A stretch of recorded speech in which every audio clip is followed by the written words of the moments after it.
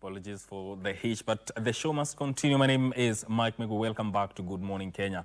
This is Future Voices, and today I want us to focus on matters that touch on leadership and responsible politics. Now, when you look at matters of leadership, it's not only measured by policies and the projects that leaders implement. It goes ahead to include the conduct, the words that they say, because at the end of the day, there's an example that they have to set for the people. And also when you look at matters of politics in the country, lately we've seen a lot of political rhetoric, which has also now called for intensified calls for responsible politics, politics of tolerance, and just a matter of clean politics. And now that we are inching closer to 2027, how do we cultivate that? That is a very important conversation we need to have as a country. That it starts right here on KBC Channel 1. And in studio, I'm joined by three gentlemen, starting with my immediate left. That is Davis bin Oluoch from the ODM Youth League. Karibu sana. Thank you so much, Mingi. Karibu sana. And also Omar Thomas, who is the director of Center for Political Research and Consultancy. Karibu sana. Good morning, Mike. Karibu sana. Good morning It's to been you. a while. It's been a while. It's been a minute. Karibu sana. Thank you. George is a politician and governance expert. That is George Gishuki Nganga. Karibu sana. Asante Mike. Umekuaje? Good morning. Morning to you. Good morning Kenya. And wa Kenya kabisa. Kabisa. Asante sana. Let's get into this conversation because we are living at a time when we need to rethink how we view leadership, and we need to sit down and rethink how we handle politics. I'll start with you, Davis. When you look at the current political climate within the country, from public rallies, social media exchanges, to parliamentary debates, what would you say? How would you describe our politics today? Have we become responsible? Thank you so much, Mike, for having me once again. I think these are quite a number of times I've been here. Yeah. And what I can say is that, Mike, our politicians are forgetful. And they forget about 1963, when we wrote the good words in the national anthem. Yeah. And we prayed for unity, we prayed for justice, we prayed for peace. They forget about 1982 and what happened in 1990s, and they forget about our new constitution, written very beautifully. They forget about 207, and they forget about 208. And they forget about our national slogan called Harambe, let us pull together. They forget about unity. They forget about, even in America, the people came together and built a union. And it was Abraham Lincoln who said that a house divided cannot stand. Yeah. And Jesus also told us that in the book of Matthew, Mike. So they forget about Mahatma Gandhi, who talked about unity between the now India and Pakistan. They forget about Martin Luther King Jr., who had a dream of little girls, little white girls and little white boys shaking their hands together. They forget about us when we are together and us when we are apart. Mike, I can talk about 207 a little bit. 207, we had a general election which had clashes, because now it was politics of us against them. And whenever we are put in a place of us against them, the country always pays a heavy price. And whenever we come together, Migwi, let me tell you about now 208, when now we came together during the National Accord. That is the time, during that period, when we came up with the new constitution. Yes. That is the time now when we came up with the Vision 2030. That is the time when now we came up with all these reforms that we enjoy today, when we came together. But when we pulled apart in 2007, our nation paid a very heavy price, Mike. So I think the nation should not forget, the politicians should not forget, and the people are always united, Mike. Yes. Omar, what do you think? Is it a matter of forgetting or just ignoring the tenets of unity that we are talking about? Because when you talk about leadership and responsible politics, it boils down to the behavior that we have as a country revolving around those two aspects. Thank you very much, Mike. And to answer that, I'd like to be very explicit and pragmatic, of course. Yes. To be very honest with myself and also our viewers, this country is in a period of serious political schizophrenia, which has been occasioned by the political happenings in this country, Mike. Politicians are moving helter-skelter, politicking, telling us what they are trying to do or what they intend to do as we edge closer to the elections of 2027. Yes. From the other side, the head of state is here again telling us about Vision 2060, forgetting about the 2030 vision, forgetting about the bottom-up economic agenda, and now another agenda has been brought up. Mike, what I want to say is that as Kenyans, we need to be keen enough so as to study the kind of political happenings in the country. Because, you know, at the end of the day, we have leaders to choose. And that's why I say that we need to be keen enough so that we are not brainwashed by the politicians. I don't like to be so unfair to the government, even to the opposition. They are just moving around the country telling us how William Ruto is going to be a one-term president, and also telling us how Kasongo is going home in his first term. But what they forget to tell Kenyans is what particular agenda they have to the country to offer. And that is a serious question that the president raised yesterday. And he said that they need to come up with an alternative agenda. Should that, because that brings up a question that cropped in my mind. What do you think Kenyans define leadership as?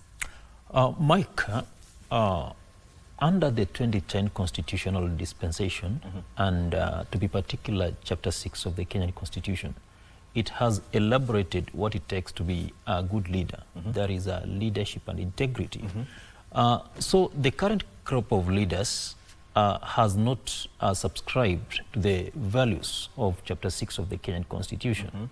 For example, we have leaders who come on national television telling us how their watch is 2 million Kenya shillings, how their suit is imported from Turkey at a cost of 10 million Kenya shillings.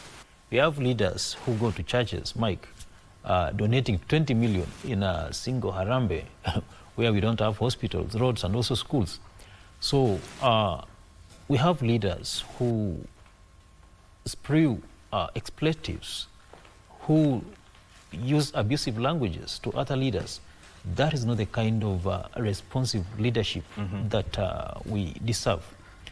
From our organization, the Center for Political Research and Consultancy, and I think this is my client because he's an aspiring leader. We support leaders who have vision for this country. We support leaders that don't talk ill of others. We support leaders who talk about issue-based politics rather than politics of abusing each other, the politics of throwing words here and there. That is not the kind of leader that we want in this country. And George, when you look at the kind of political environment that we have right now, have we as a country turned politics into confrontational politics instead of issue-based politics? Yeah, Mike, I want to say that as a country, there are values we subscribe as a country, as a nation. And we have a constitution guiding us. But as we have seen from our leaders, we've totally deviated from following the rule of law. And in we have resorted to, taking politics and taking it to be very personal. Yeah. Because when I say as a country, there are values and doctrines we subscribe to. You can imagine, Mike, a government, when the government is coming into power, and I don't want to really say a particular government, but let me just cite an incident of the recent of the government that is in power. When they were going around the country doing the economic charters, people had hopes that this is the government that will transform the lives of people. They made us believe that when they get into those positions, they shall perform. But when they got into those positions, as much as we would put the blame to individuals, I would highly say that in every institution, the head of every institution should be careful, because if a country goes down, the focus shall be onto that head of state, the person who is the head of state. But then again, this is not a matter of performance. I'm asking about the kind of politics we are doing. Is it, have we allowed it to be confrontational, such that we are putting issues aside and not focusing really on issues, but it's a me against you kind of politics? Yeah, Mike, I believe if we've been working together, seeking power, and I want to quote when this government came into power, barely 1 year, we saw what happened, and between the president and the deputy president, and this is not just happening at that level. It is also happening. There is a lot of battles going on between the governors and the deputy governors. So there has been dishonesty all around, and now this is making it personal. Because dishonest politics. Yes, dishonesty. Yes.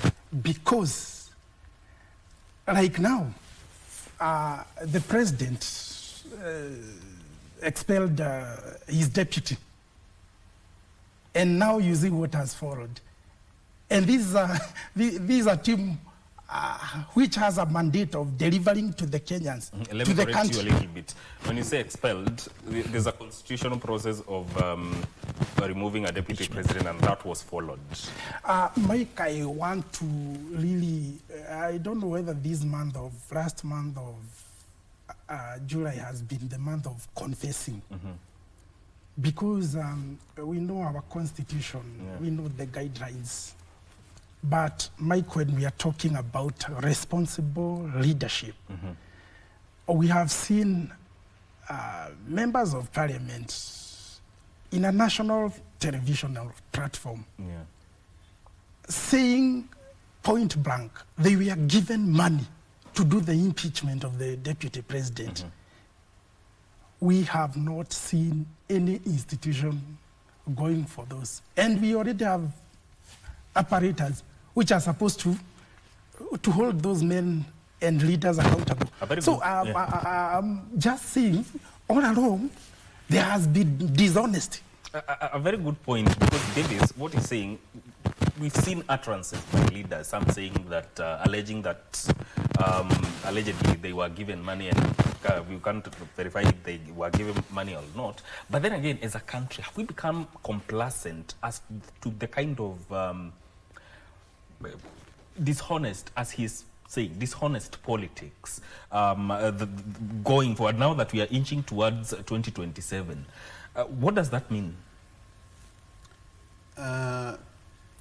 Migwi, I think that politics has not been entirely honest.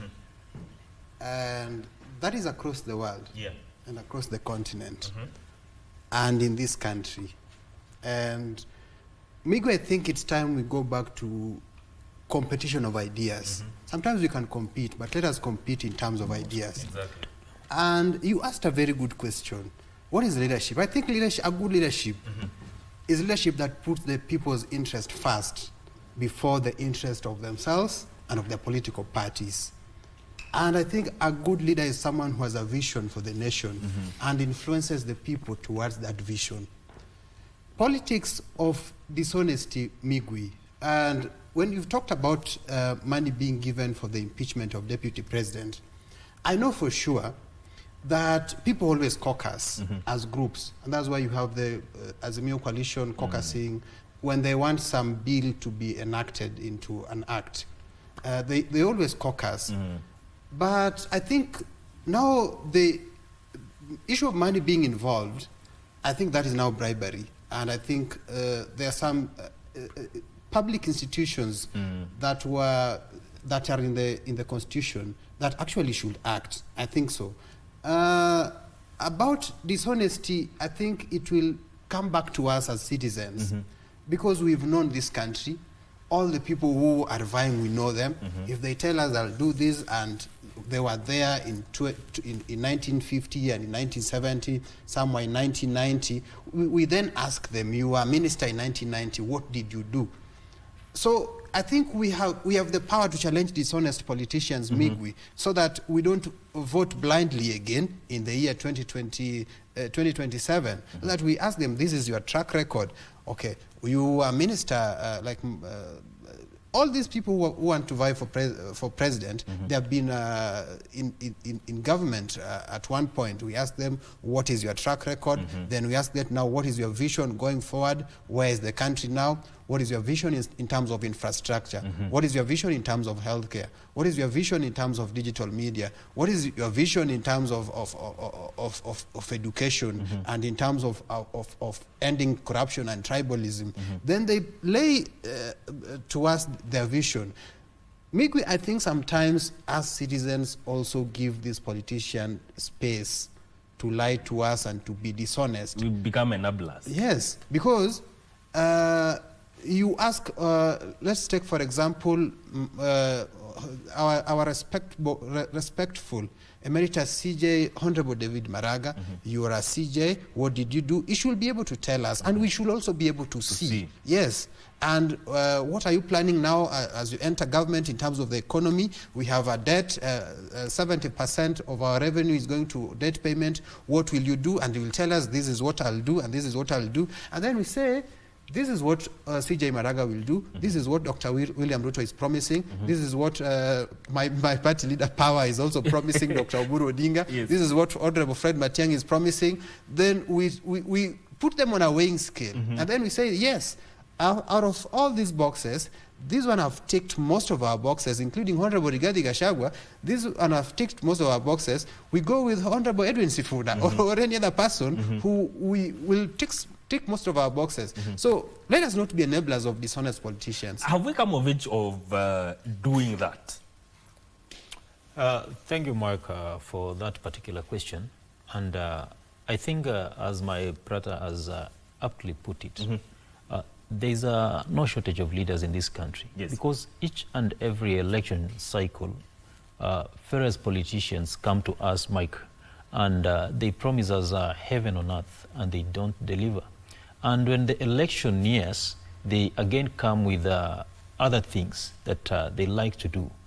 And I'd like to give an example to the current administration.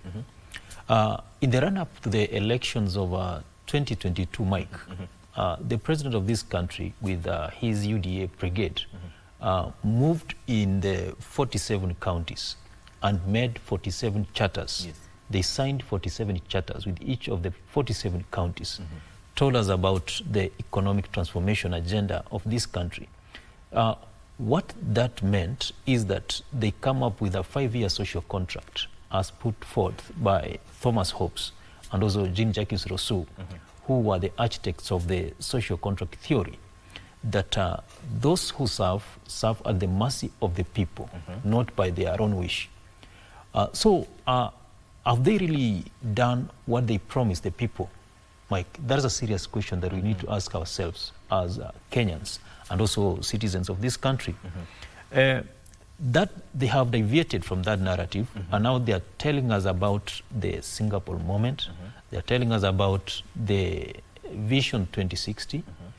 That is why, as Kenyans, we really need to be keen enough so that we see the kind of leaders that are honestly going to work for us, not the ones that are telling us about promises or deviating from their original narratives. So as Kenyans need to look back and take stock of what has happened in the years to help them make a good decision. Exactly, Mike. Exactly, and you realize that before the revolution, I think you remember the revolution that happened in June 2024.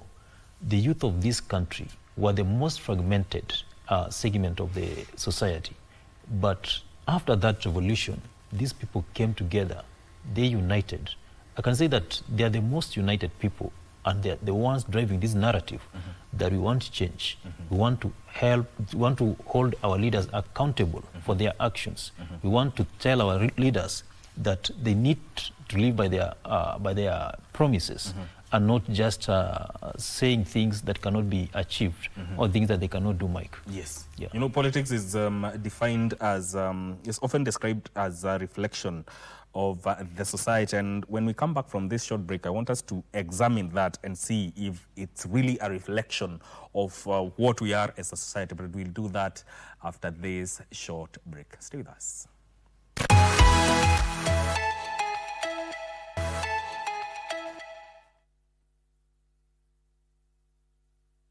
All right, welcome back. You're still watching Good Morning Kenya. We're handling matters of leadership and responsible politics. George, when you look at politics today, you know, it's often described as a reflection of the society. From where you stand, do you think politicians shape public behavior, or they merely amplify the existing divisions within the society? Yeah, thank you, Mike. You know, leadership is all about statesmanship, not survival. But what we are seeing, actually, it is men fighting for the positions, for survival, to be in power, to serve their own personal interests. And just allow me to cite, because, you know, whatever happens and it is reported through our media platforms, the things we witnessed here at Ol Karau,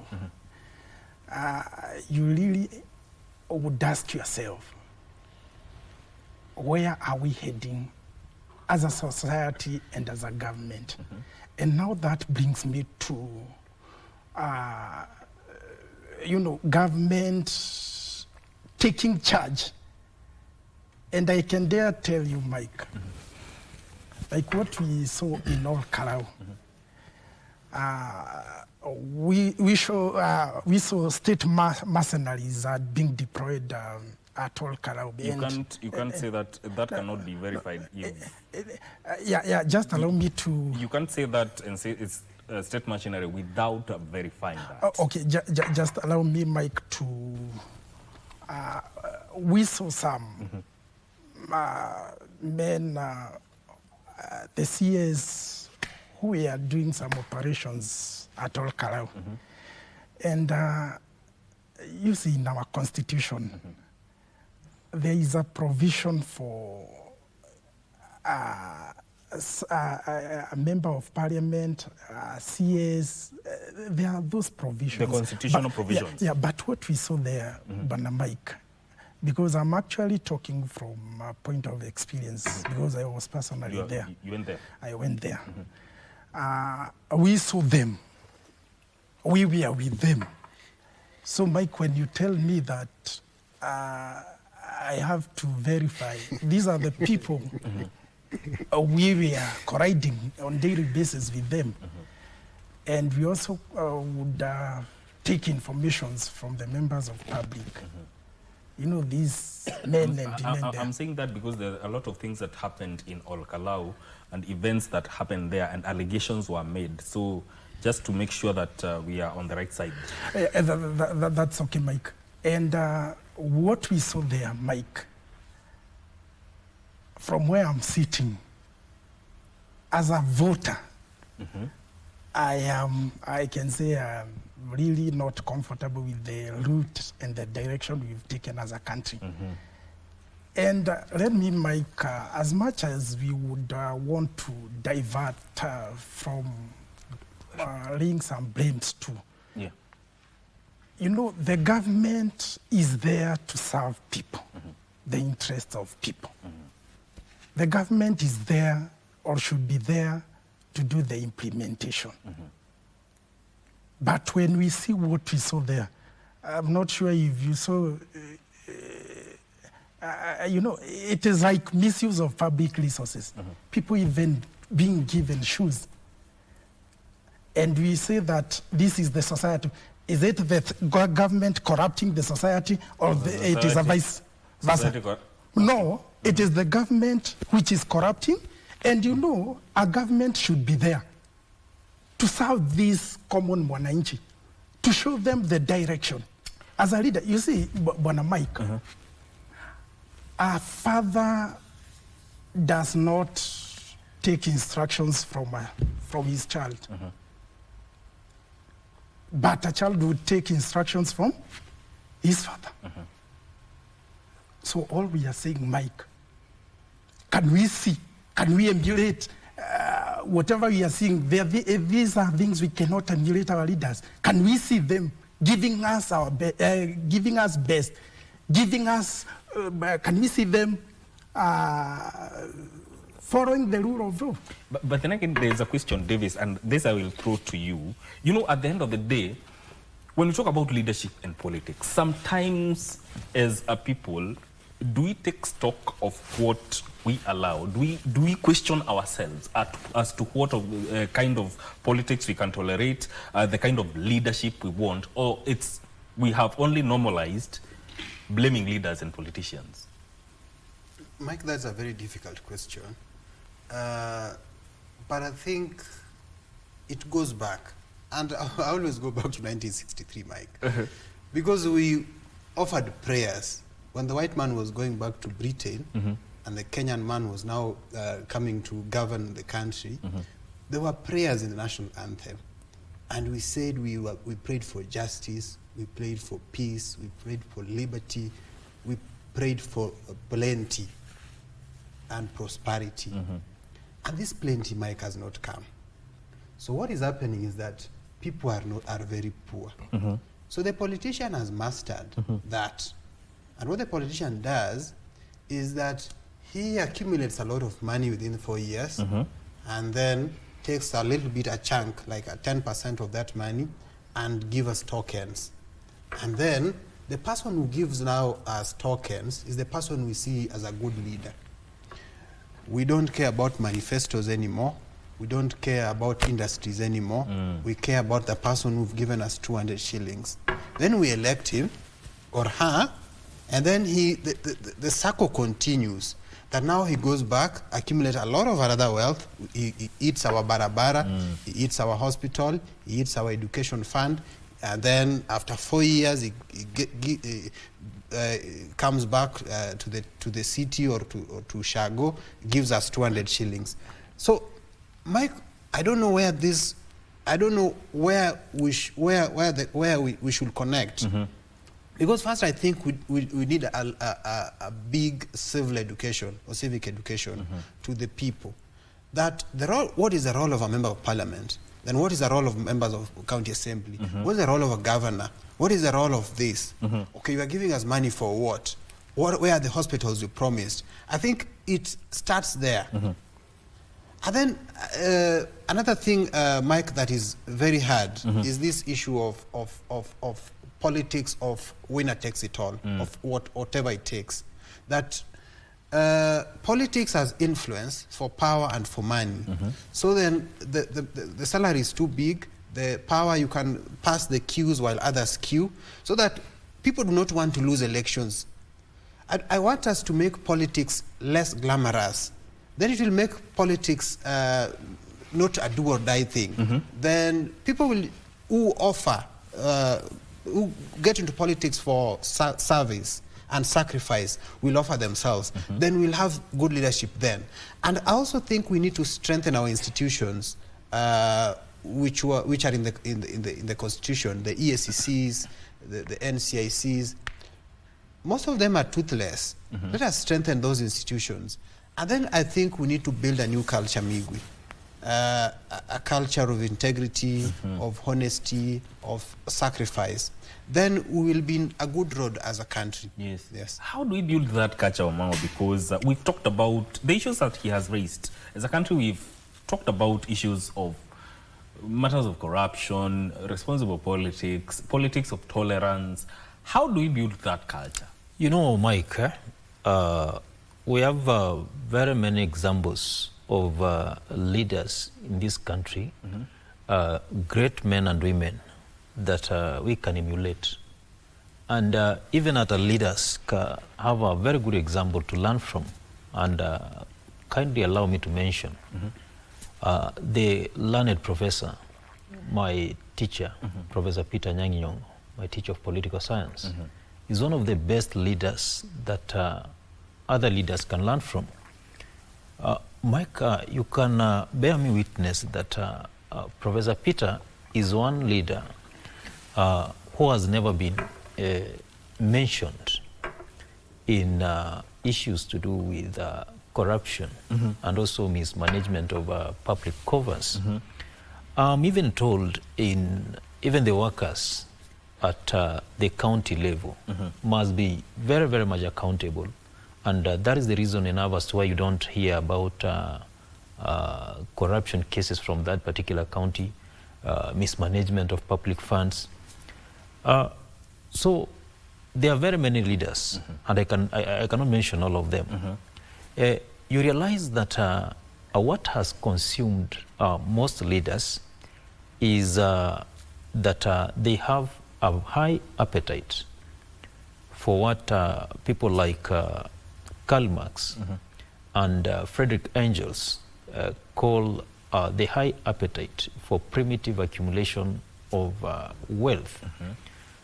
You realize that our leaders, the moment they get into elective portfolios, they just want to see how they can accumulate as much wealth as they can.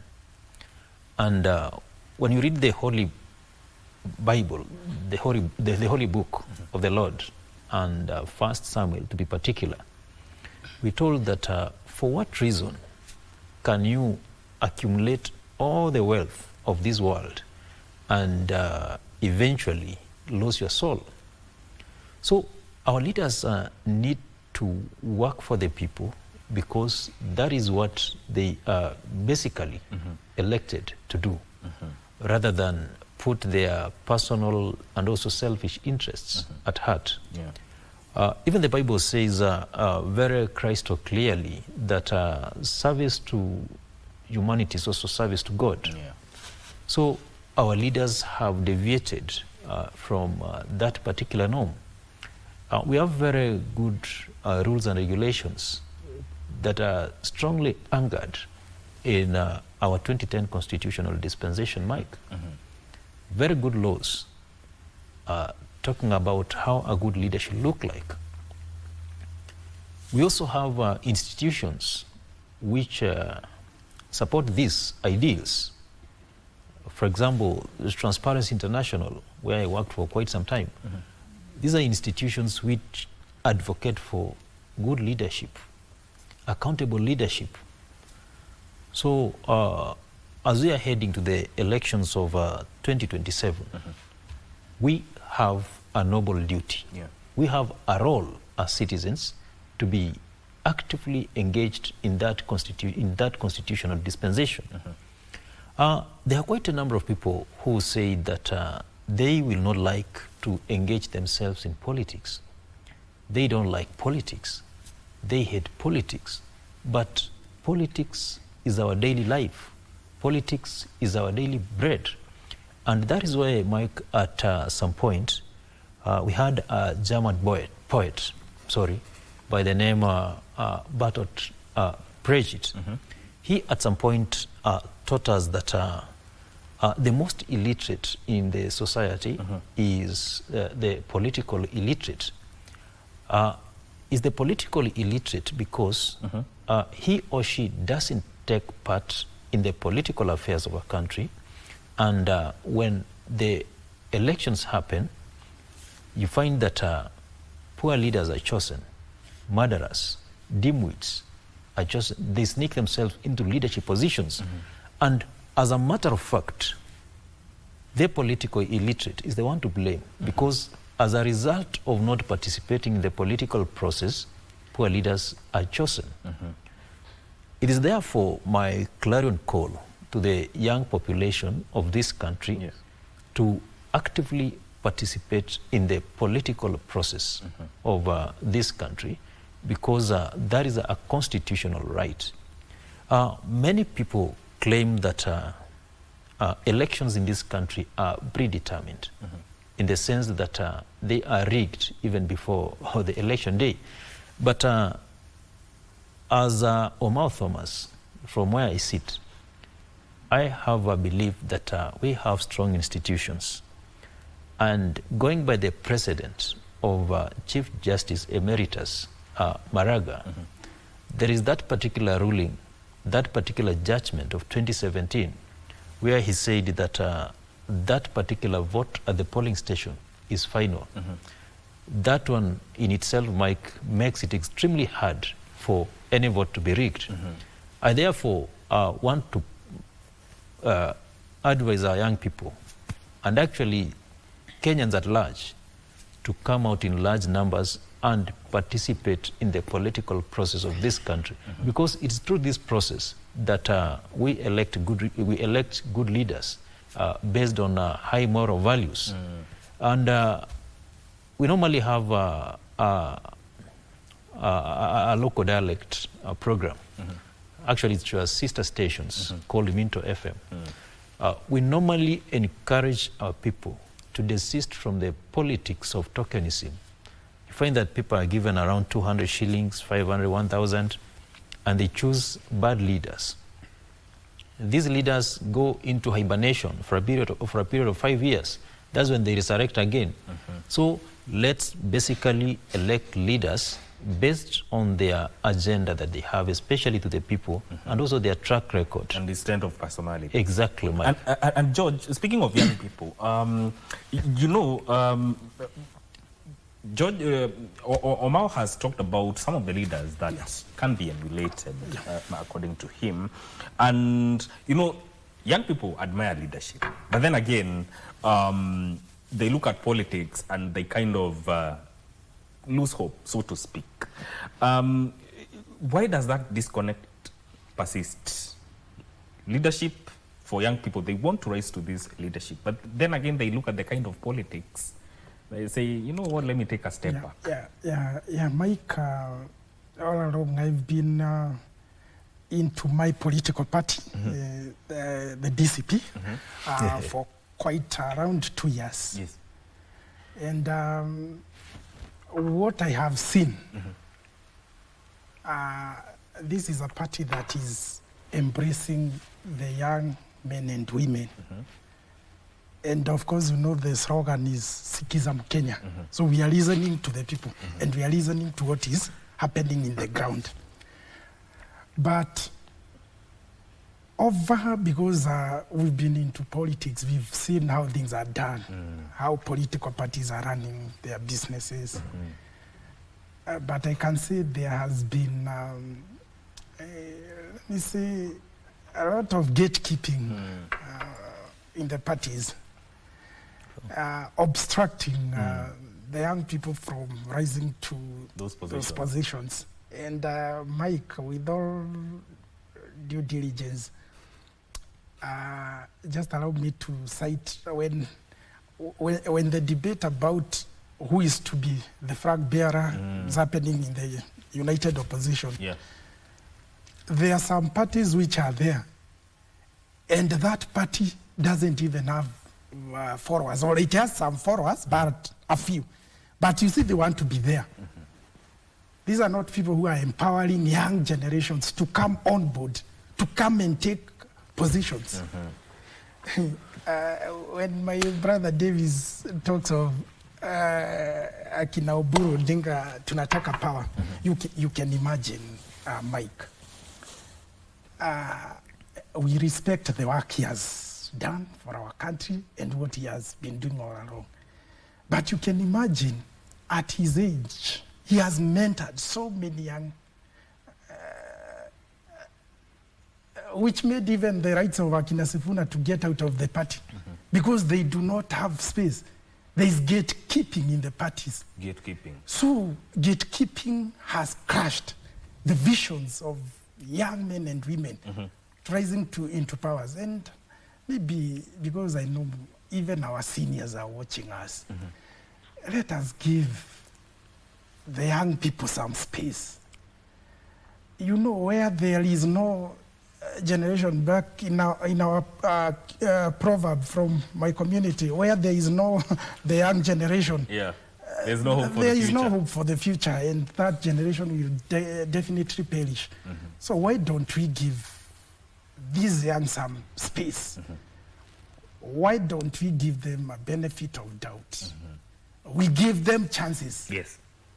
And out of the chance we've given them, now we shall now judge them based on their performance. And I want to echo the words of my colleague here. We've seen leaders coming into the last minute to deliver the package in the last minute. And that is all we are talking, dishonesty. We want to see honest leaders nurturing, raising young men and women into those positions. We don't want to see very old generations clinging and refusing even to give some spaces to young people. Because I believe the vision of this country, it is better in the hands of young generation. There's a conversation that can take a lot of time when it comes to matters of politics and leadership, but I want to give you each a minute to give your closing remarks as the way forward. When it comes to leadership and politics, Davis, what's the way forward? Mike, first, I don't know why you allow my brother to attack my party leader. So, talk about a political party. Because, Mike, if you're talking about responsible leadership, we know for sure, Mike, that his party leader is a very divisive person. And actually, that is now what I want to say as my closing remarks. Let us think win-win as a country. Let us think that the mountain can win, at the same time the lake is winning, and the valley is winning, and the ocean is winning, and women are winning, and men are winning, and youth are winning, and the not so young and the old are winning, the journalists are winning, and the medics are winning. Everyone can win. We have a big pie. Mike, we are still a developing country. We are not still even yet developed. Meaning there's still a lot of things that are supposed to be in this country. Meaning those things are enough for everyone. Let us not think about scarcity. Let us have abundance mindset that we have enough for everyone. For children living in Turkana, for children living in Kisii. Let us stop these divisive issues of us versus them. It is the Muslims versus the Christians, the mountain versus the valley. It is the youth versus the not so young or the old.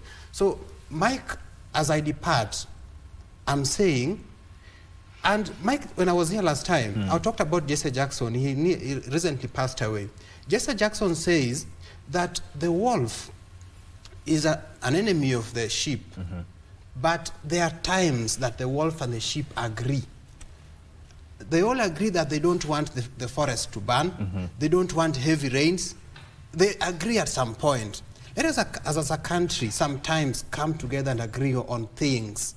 That we want good education for all, our mothers. I've lived, Mike, in Nyanza. I've lived in Narok for 4 years. I've lived in Thika, in Mountain for 5 years. I've seen our mothers want the same things. They want good shelter, good education for their kids. I've seen young people in Thika wanting the same things as the young people in Nyanza region. They want good education, good life, good cars, good houses.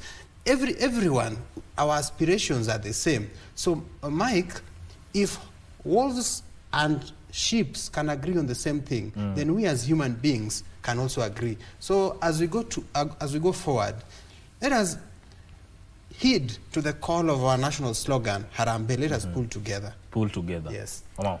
Thank you, Michael. In my closing remarks, I'd like to echo and also buttress the words of Professor Wilberforce Okadigbo. This was a Nigerian politician and also president of the Nigerian Senate.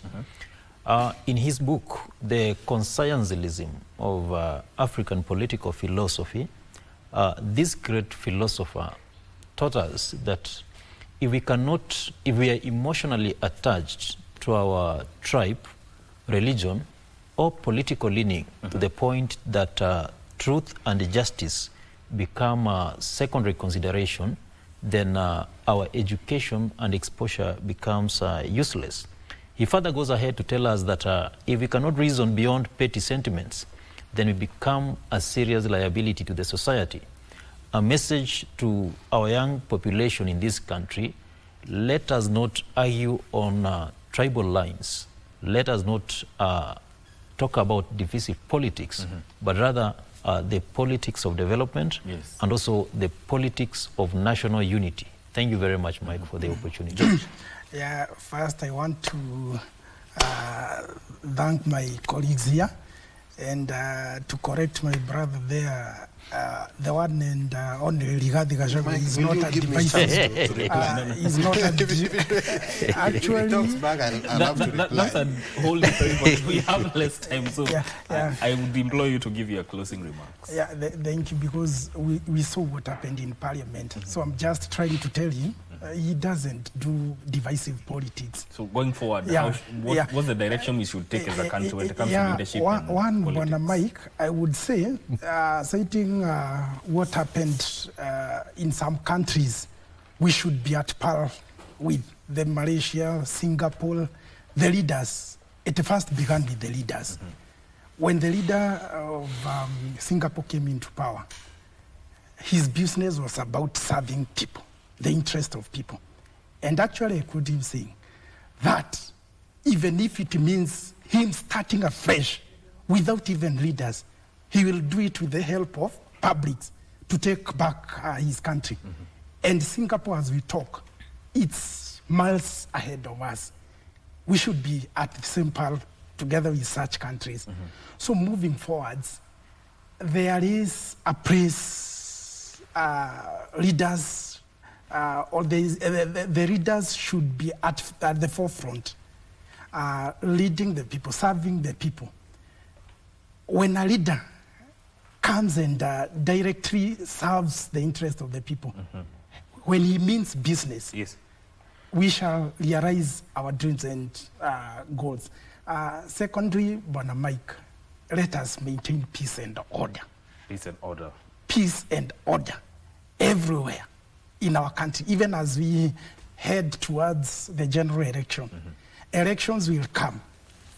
Then after election, what else? So let us maintain peace and order, and let every leader who is seeking every position know that he's seeking that public position to serve the interest of his people, not his own interest. Very important, a very strong point to finish on. This is where this conversation ends, and we have been talking about leadership and responsible politics. I've been having Omar Thomas, who is the Director, Center for Political Research and Consultancy, as well as Davis Bin Oluoch, ODM Youth League, and George Gishukinganga, who is a politician and governance expert. This is where this ends.